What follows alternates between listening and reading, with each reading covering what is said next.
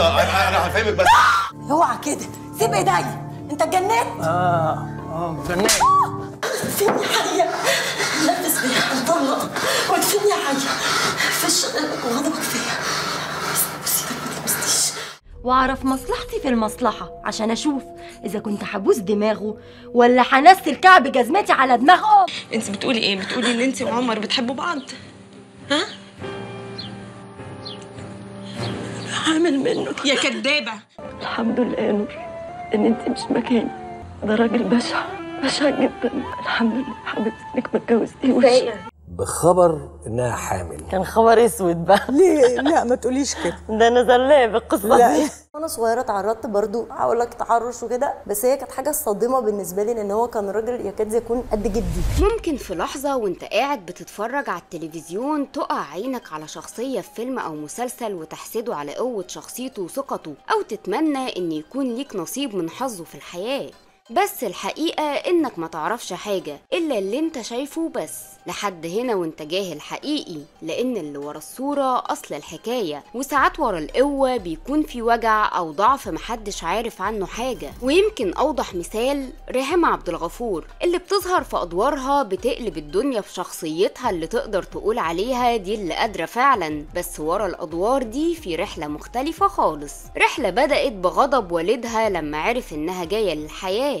واحنا بقالنا مثلا 9 سنين متوقفين عن الانجاب، فجات لي بخبر انها حامل. كان خبر اسود بقى. ليه؟ اللون الابيض اللي في برلين كلها بقى اسود. وانكسارات وأزمة ثقة وألم نفسي كبير، وحكاية تانية فيها نجاة ابنها من رصاصة موت، وخيانة جوزها ليها مرتين، وخدت ألم من قوته وطبلة ودانها اتخرمت. يعني هي باد لك، بس هو عادي كلنا بنتضرب في الشغل وكده، وكل حاجه عشان لمصلحه الشغل على فكره، ما عندناش مشكله عليها خالص. تعالوا بينا نفتح ملف ريهام عبد الغفور مع بعض ونعرف اكتر عن الحكايات اللي محدش يعرفها عن حياتها، يمكن القصه تعجبك. في مدينه المحله الكبرى كان عايش اشرف عبد الغفور قريب من بنت عمه فاطمه عبد الغفور اللي كان مسميها شمعه. احنا لما اتجوزنا انا وشمعه، واللي اختارها من وسط بنات المحلة واتجوزها على طول وهم لسه صغيرين بعد ما انبهر بأخلاقها وجمالها من غير أي دعاية ولا أي حاجة، كانت ملكة جمال. حياتهم مع بعض كانت مستقرة جدا، وربنا رزقهم على طول بتامر الابن الكبير، وحبهم زاد أكتر بعد ما جت بنتهم التانية ريم، وحياتهم كانت ماشية بكل هدوء ومثالية. البذرة الأساسية اتبنت صح، لأنها اتبنت على قصة حب عنيفة جدا وشائكة جدا وكلها مشاكل. روميو وجولييت رسمي يعني. لكن في لحظة حياتهم اتغيرت لما عرف إن زوجته حامل في الطفل الثالث بعد 9 سنين من رفضهم للإنجاب طول الفترة دي، ووقتها كان رد فعله صدمة لما عرف الخبر وهو في برلين.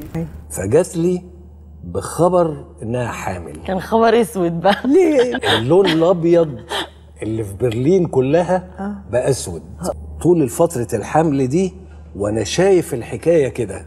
لكن يوم 6 سبتمبر 1978 الغيمة السوداء اللي كانت قصاد عينه اتزاحت، وبدأ يشوف الدنيا بشكل تاني بعد أول نفس لريهام أشرف عبد الغفور في الحياة. ولما كبرت شوية غيرت لون حياتهم بشقاوتها اللي عملت جو جديد في حياتهم وخصوصا مع والدها.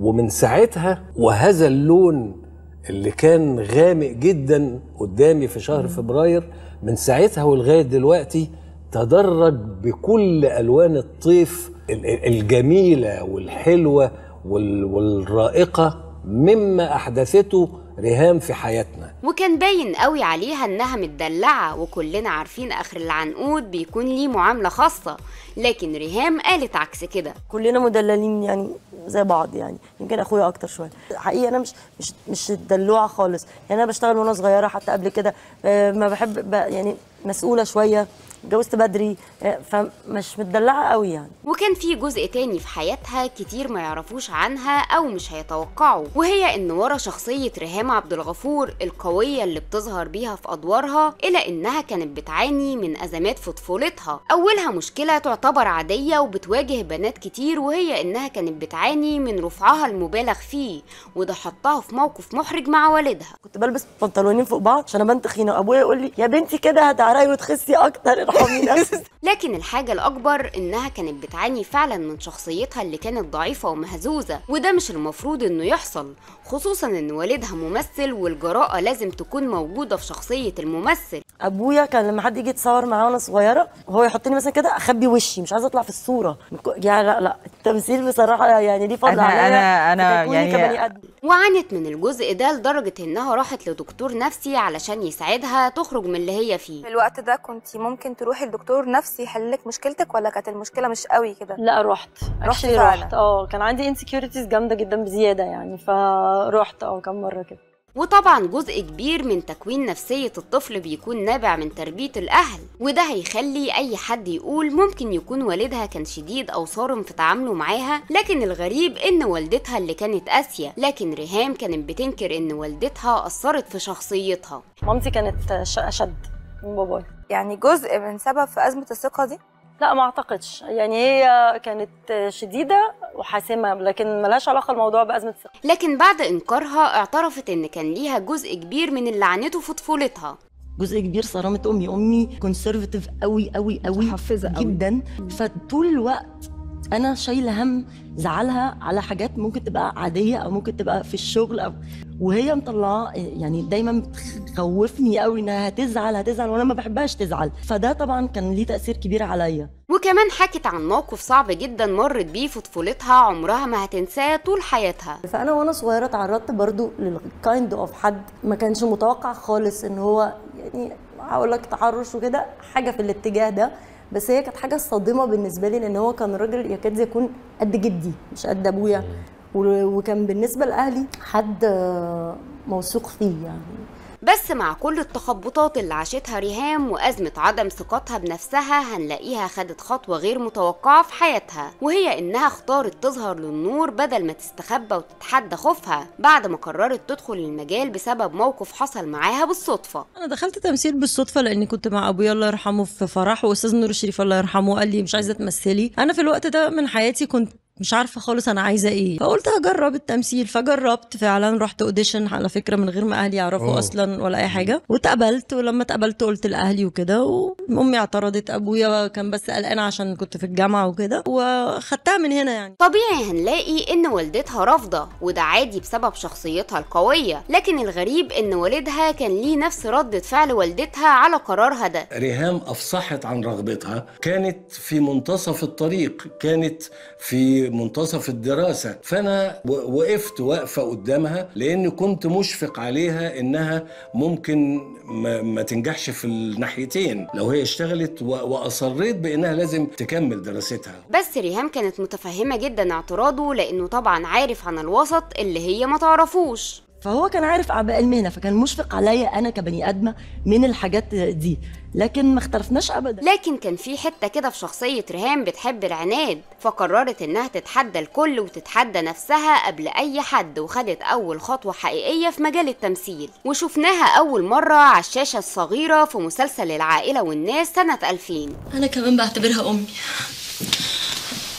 وحاسة إنها الأم اللي ربنا بيعوضني بيها عن أمي الحقيقية، اللي أدت فيه أداء كويس رغم إن دي أول تجربة ليها. ووالدها كان مبسوط جدا ببنته اللي شايفها واخدة الموهبة منه، وشايف مستقبله بيتعاد قدامه بيها. يعني أنا كل سعادة بإن هترك بصمة واضحة، يعني هي اللي هتخلد ذكرايا في طريقها الفني السليم جدا. وسعادة ريهام ما كانتش أقل من سعادته، وشافت في التمثيل علاجها من المشاكل اللي كانت بتعاني منها، والوقوف قدام الكاميرا رجع لها ثقتها بنفسها من تاني. لكن مع الكلام المحفز ده كله مرت بمواقف خلتها تفكر تاني في الخطوة الكبيرة دي. كنت بندم إن أنا اشتغلت ممثلة كل يوم، لأن أنا حساسة، والإحباط هو الشعور الاول اللي انا بحسه في حياتي، يعني اول حاجه بحسها قبل الجوع الاحباط. لكن خلاص بقت تعمل ايه؟ دبست نفسها وكملت في الطريق اللي بدأته وظهرت في رائعة من روائع الدراما المصرية، وهو مسلسل زيزينيا 2 سنة 2000 بدور صغير. اختك ما بتعملش غراميات مع حد يا فتحي، واللي بيني وبين صلاح صداقه طاهره وبريئه. وكمان مسلسل حديث الصباح والمساء سنة 2001.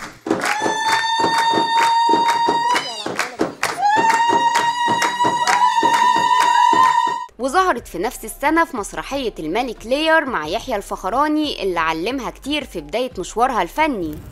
إني أحبك يا مولاي حب البنت لأبيها لا أكثر ولا أقل. وبدأت تاخد خطوات مش سريعة وما اعتمدتش على وجود أبوها في الوسط، والدليل على ده إنها خدت صدمات من أول مشوارها واترفضت في أدوار كتير كانت حباها.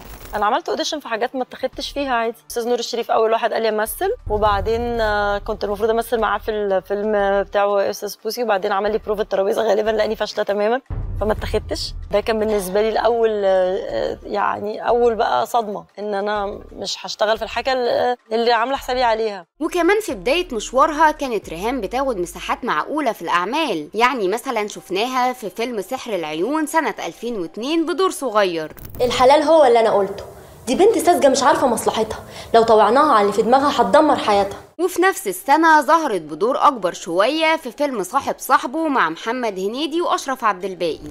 ليلى مراد، شاكيرا، ياسين التهامي، محمد فوزي، بتوعك دول. وظهرت في مسلسل فارس بلا جواد مع محمد صبحي بدور ملك.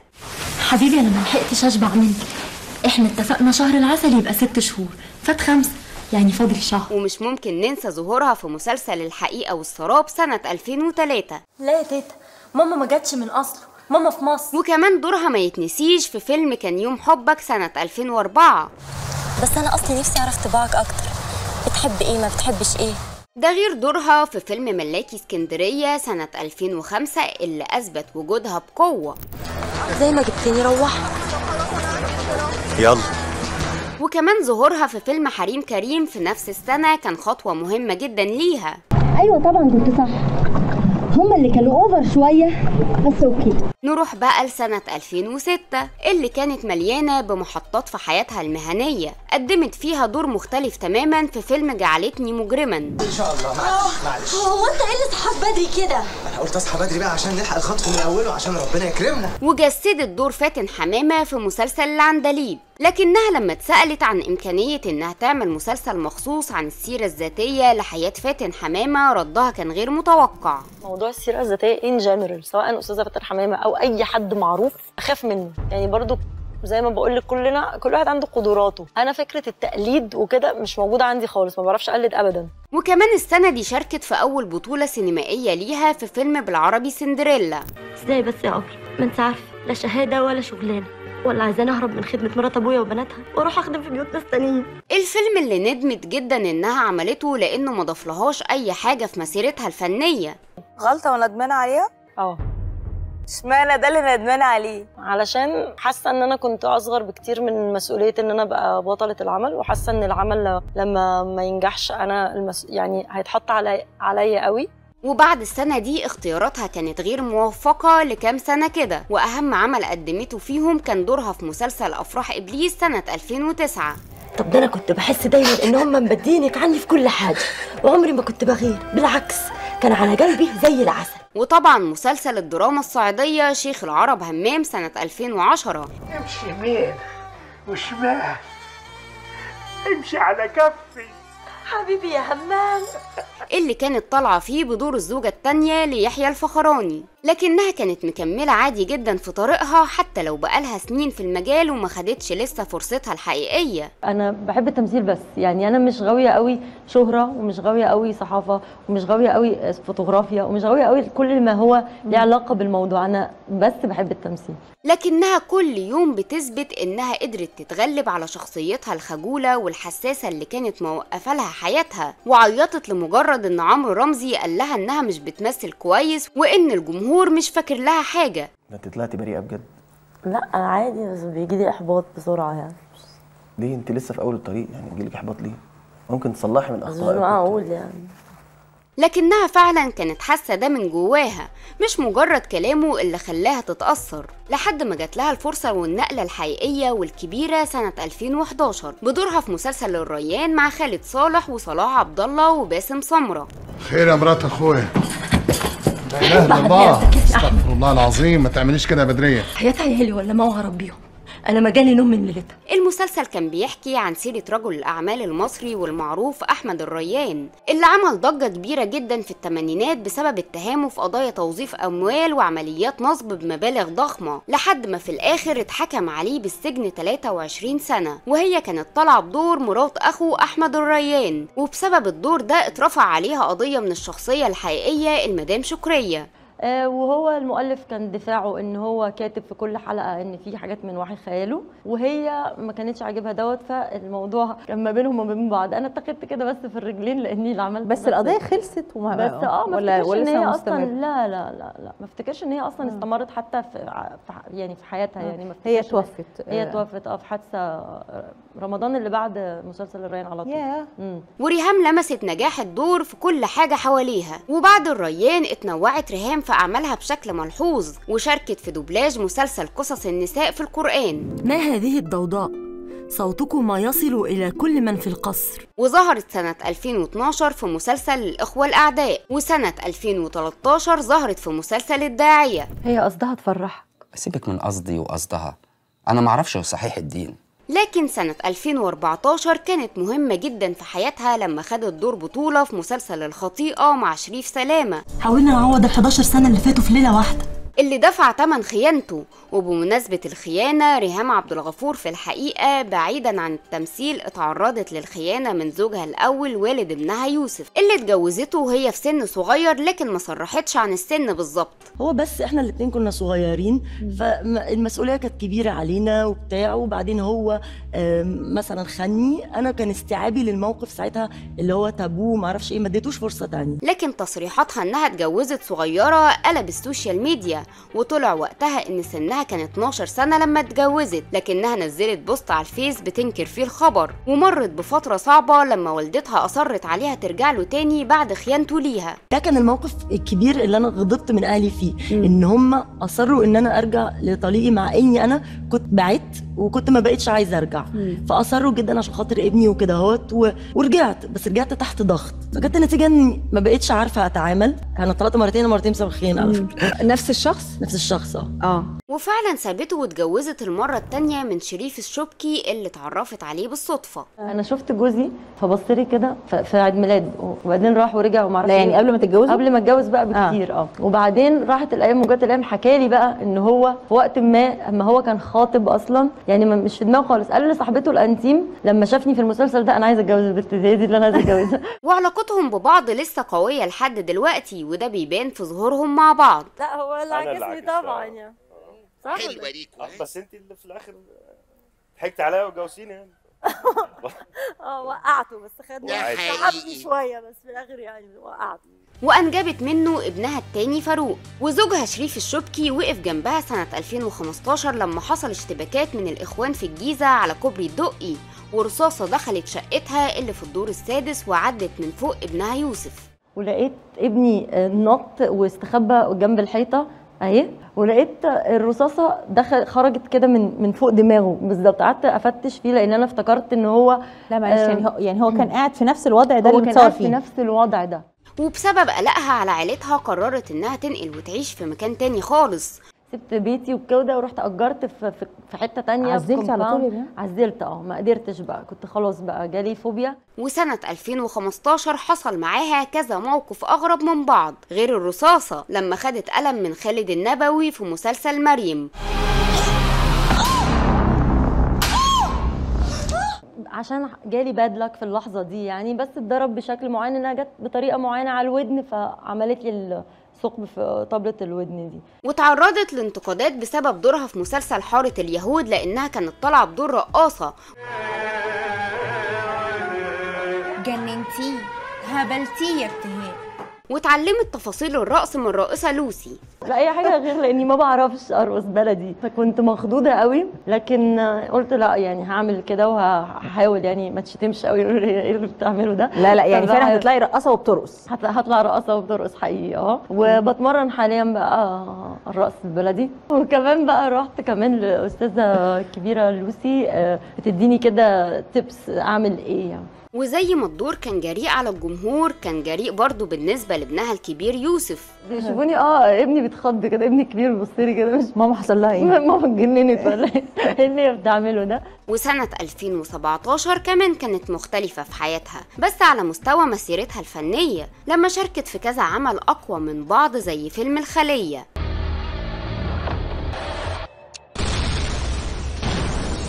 اللي خدت عن دورها فيه جايزة رغم انه دورها صغير. وشاركت كمان في مسلسل لا تطفئ الشمس اللي اختارت انها تعمل فيه دور البنت العانس. مش مسألة هنا ولا هناك، انا مش هقدر اتجوزك يا سعد. وكمان ظهرت في مسلسل رمضان كريم. تصدق يا بابا خميس مش عاوز يفطر معانا؟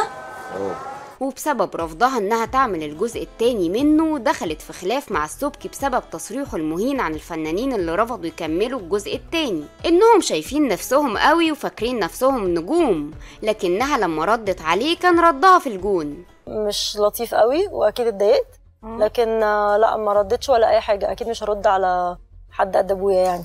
وسنة 2018 عملت دور مهم في مسلسل الرحلة.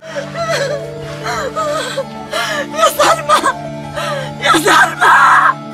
وطول عمرها كانت بتتمنى انها تعمل دور بنت مريضة نفسيا او حد عنده ادمان، وفي الدور ده عملت الاتنين واتأثرت جدا بسبب الدور. انا عارفه ساعات الكلام ده بيبقى الناس بتفتكره كليشيه، بس الدور ده حقيقي عامل حاجه في اعصابي. يعني انا من ساعه الدور ده بقيت من كتر ما كنت اتوترت في المسلسل بقيت بتوتر بسهوله جدا في الواقع. يعني ولادي بيعانوا من الموضوع ده، وابني الكبير بيقول لي لا ما تطلعيش شغلك علينا يعني، فاهم. وسنة 2019 شاركت في مسلسل زي الشمس مع دينا الشربيني. عمر مش عارفه ايه اللي حصل، انا مش عارفه ايه اللي حصل. وفي 2020 عملت فيلم قصير باسم واحدة كده. مكسلة ولا مقموصة؟ مقموصة. هو انا يا ماما عيلة صغيرة عشان اتقمص؟ وسنة 2021 ظهرت ببطولة مشتركة مع دينا الشربيني في مسلسل قصر النيل. عايزاكي تفكري بعقلك قبل قلبك، ولو انك حتى لو فكرتي بقلبك كأم برضه هتوصلي لنفس النتيجة. لحد هنا كانت ماشية طبيعي وبتظهر بعمل أو عملين في السنة، لكن سنة 2022 وسنة 2023 ظهرت في أعمال كتير في السنة الواحدة، فسموها وقتها بيومي فؤاد الستات، لكنها بررت اللي حصل. الحقيقة إن أنا مش بحب قوي فكرة الانتشار الكتير أو فكرة التواجد كتير، لكن السنتين دول اللي هو 22 23 أقدر أقول إن دول سنتين ريهام عبد الغفور. ربنا يخليكي. ومن أهم الأعمال اللي ظهرت فيهم السنتين دول مسلسل وش وظهر. أنا آسفة، أسلوبي معاك امبارح ما كانش حلو. ومسلسل منعطف خطر سنة 2022. أنا جاية لك أستنجد بيه. وفي 2023 عملت بطولة مسلسل الأصلي اللي اتعرضت بسببه للانتقاد حتى قبل عرضه. حصل إن بنتك ما تربتش، نسيتي تربيها يا نوال. وانتقدوا ملامحها الحادة وقالوا إنها مش مناسبة للشخصية. ومسلسل أزمة منتصف العمر. بنعمل كل ده عشان هنتفضح يا عمر، ولا أنت عندك حق؟ اللي اتعرض هو كمان لانتقادات كبيرة وسبب جدل بسبب قصته الجريئة اللي فتحت قضية زنا المحارم، لكن ريهام كانت شايفة الموضوع بشكل تاني. بس اتقال عليكم كلام مش لطيف يا ريهام. مش مشكلة. اتقال ان انتوا بتروجوا للعلاقات المحرمة، ليه واحنا بنقول واتقال ان انتوا مدفوعين الاجر عشان تنشروا ده في مصر، ويعني اتقال حاجات كتير قوي. نبقى بنروج او ما بنروجش دي لو ايه، لو هو احنا مطلعينهم مثلا اتجوزوا في الاخر وعاشوا حياة سعيدة وخلفوا صبيان وبنات، لكن دول حياتهم مش لازم. بس الدور نفسه مربية بنتها تحب جوز بنتها، يعني ازاي؟ حاجة بشعة وانا مش متقبلاها خالص، لكن هي موجودة. واتهاجمت كمان لانها خدت الدور من غادة عبد الرازق، لكنها قالت ان الورق اتغير اصلا واللي اتعرض على غادة غير اللي جالها، وردت على انتقاد الجمهور ليها. كلمة البديلة بتزعل ريهام عبد الغفور ولا عادي؟ خالص ولا يفرق معايا. اصل بصي، طالما انا اللي عملته في الاخر يبقى ده نصيبي وده دوري وكده، ولو حد تاني عمله يبقى ده دوره. كتبت على السوشيال ميديا عامه مش معايا خالص على المواقع، انا ولا يفرق معايا الكلام ده خالص. وشاركت في نفس السنه في مسلسل الصندوق ومسلسل اللعبه 4. لا يا زغلول. ورغم انها عملت ادوار تقيله في مسلسل رشيد وازمه منتصف العمر، ما اخترتش اطلع الاقي نفسي في العيله دي، لكن اخترت اهرب منهم من مناشدهم الحرام.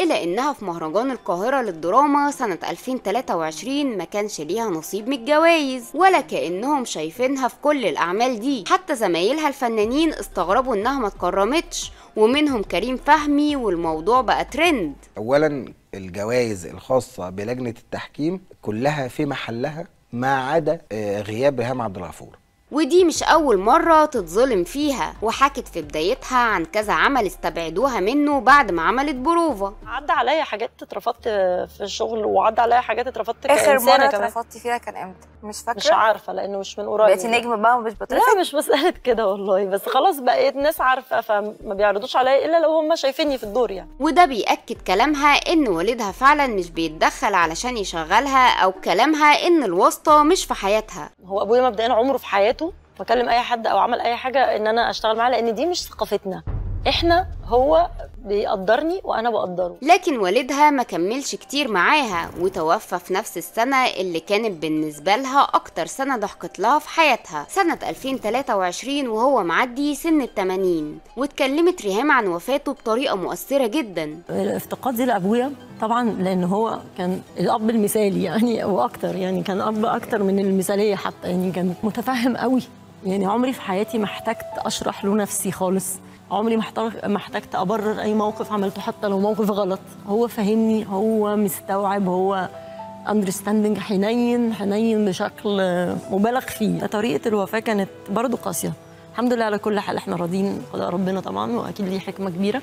لكن فكره ان هو كان ما هواش كان عيان، ما هواش كان تعبان، ما كان راجل صحي هيلثي، كان جاي يتغدى معايا عندي، يعني سايق عربيته، بكلمه قبليها ب3 دقايق، كان قال لي خلاص انا على بعد ما اعرفش 10 دقايق، بعديها جات لي المكالمه ان هم عملوا حادثه.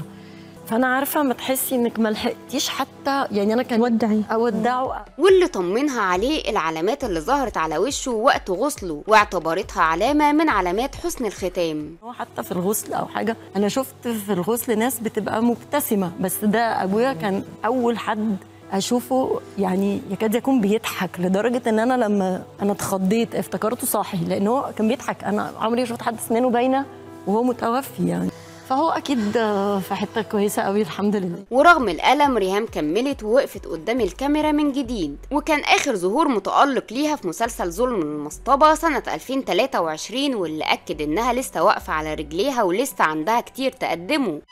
مش عارفه انا اتضربت ليه، مش عارفه اتضربت ليه يا صاحبي.